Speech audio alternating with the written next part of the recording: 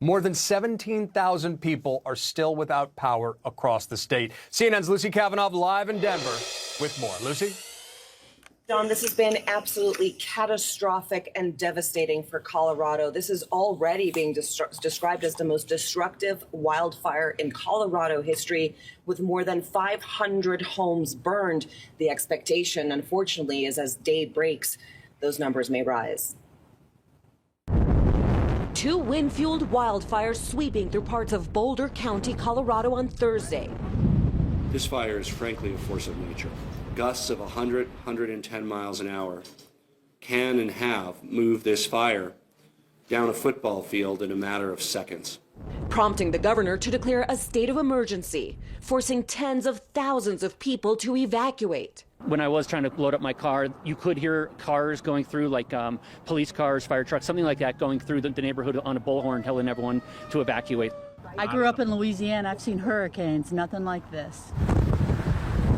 Dry air, drought conditions, and hurricane-like winds from 80 to 100 miles per hour, with gusts reported up to 115 miles per hour, fed the quickly spreading wildfires, unusual for this time of year in Colorado. This has been very uncharacteristic for December. We've been talking about, everybody's been talking about just the crazy weather, the lack of snow and lack of moisture. Unfortunately, this is one of the results that you see from this, the dry conditions.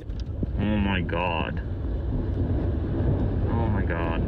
Videos posted to social media show horrifying scenes. In Superior, customers flee a windy Costco parking lot, heavy smoke making visibility difficult. And inside a Chuck E. Cheese, parents grab their children and head toward the exits. Go, go, go, go, go! This is the kind of fire you can't fight head on. Local officials estimate as many as 580 homes and other structures in and around Superior destroyed. The real number likely to be much higher. We know that there are structures, both homes and businesses, that have been burned and lost. I'm speaking about hundreds of structures. The governor offering support to those communities that have had their lives uprooted. For those who are directly affected, know that you don't stand alone. The people of Colorado stand with you. For those who don't know if they have a home to return to, our prayers are with you for a safe return. For those who've lost everything that they've had, know that we will be there for you to help rebuild your lives. And we are just hours away from New Year's Eve as this devastating wildfire, these series of wildfires continue to rage. Thousands of people, hundreds of families eagerly awaiting word about whether they have homes to go back to. We are expecting snow later this afternoon, but for many families, it might be too late. John? It's just a heartbreaker during a holiday week with these hurricane-force winds. Lucy Kavanaugh, thank you very much.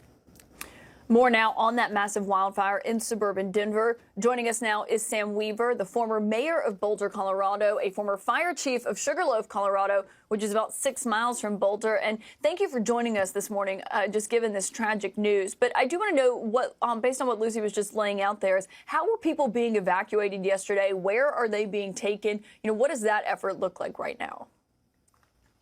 Well, people are going to 3 evacuation centers nearby. I believe one of them is North Boulder Rec Center, and there's one at a YMCA. I'm not sure where the third is, but it sure looked like it was fairly orderly yesterday as people were leaving. Hopefully everyone got out okay. Initial reports seem good on injuries. But Sam, this is personal for you, I understand. Your brother's house was affected. Tell us what you saw and how your brother's doing and other people in the community you know.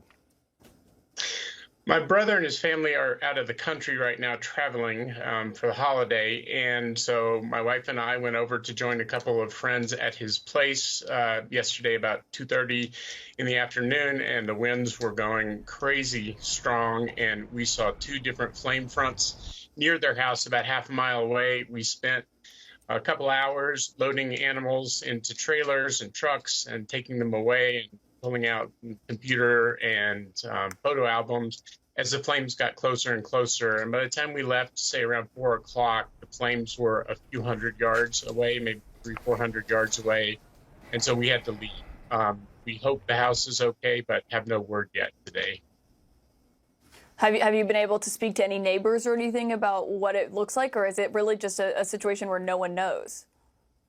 Well, we went back last night after we dropped animals off, and we were able to see flames near the house after dark, but not necessarily directly on the house. So we have no direct word. I've heard that we think the house is standing as of last night at midnight, but that is unconfirmed. We're going out soon this morning.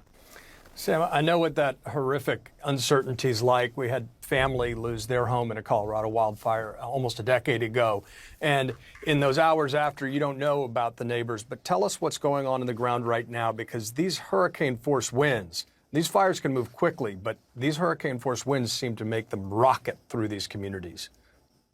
Yeah, it's unbelievable. I would never have imagined the neighborhoods that were struck being struck as hard as they were. The wind drove the flame fronts really quickly to the east. When you talk about what's going on the ground, it was really about trying to stay away from the front of the fire that was being pushed forward and get everything out that we could. The focus was on life safety, of course, and the response was overwhelming and very quick. The way it works around here is it is everywhere.